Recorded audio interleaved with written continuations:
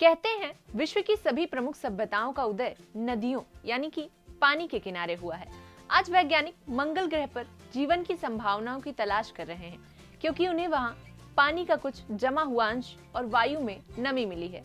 इस विषय की सबसे महत्वपूर्ण बात यह है कि हम कहीं भी जल द्वारा ही जीवन की संभावना की परिकल्पना करते हैं, तभी तो जल को जीवन भी कहा गया है। पृथ्वी का 70% भाग जल है, उनमें से केवल 3% जल स्वच्छ एवं मानवीय उपयोग के लायक है।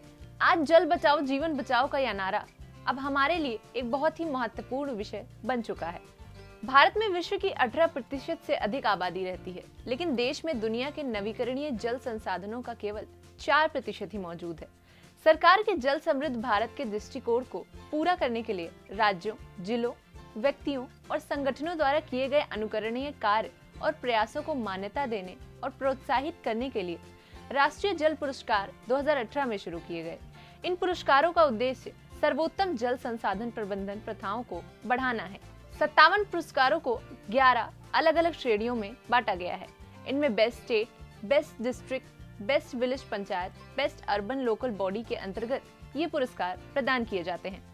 पुरस्कार एक प्रशस्ति पत्र, ट्रॉफी और नगद पुरस्कार के साथ आता है।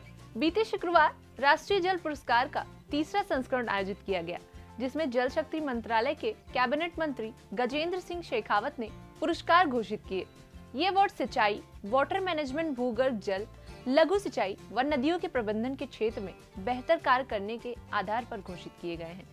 केंद्र सरकार की टीम 6 राज्यों के दौरे पर उत्तर प्रदेश आई थी, जहां 11 बिंदुओं पर निरीक्षण करने के बाद केंद्र सरकार की एक कमेटी ने तय किया और उसी आधार पर सर्वश्रेष्ठ राज्य की श्रेणी में उत्तर प्रदेश को देश में पहला, जबकि राजस्थान को दूसरा और तमिलनाडु को तीसरा स्थान दिया गया।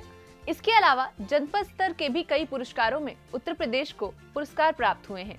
इनमें माइक्रो इरिगेशन, ड्रिप इरिगेशन, बाढ़ प्रबंधन, बांधिए व नहर निर्माण को मिलाकर जल प्रबंधन के क्षेत्र में जितने भी उत्कृष्ट कार्य हुए, इन समस्त कार्यों के आधार पर यह पुरस्कार घोषित किया गया है। मुजफ्फरनगर उत्तरी जोन में सर्वश्रेष्ठ जिला रहा। दूसरे स्थान पर पंजाब का शहीद भगत सिंह नगर है। दक्षिण जोन में केरल का तिरुवनंतपुरम सर्वश्रेष्ठ, जबकि दूसरे पायदान पर आंध्र प्रदेश रहा है। पूर्वी जोन में बिहार का पूर्वी चंपारण पहले और झारखंड का गोड्डा दूसरे स्थान पर रहा है। पश्चिम जोन में मध्य प्रदेश का इंदौर पहले पायदान पर है। इस जोन में गुजरात का वडोदरा और राजस्थान का बांसवाड़ा संयुक्त रूप से दूसरे स्थान पर है।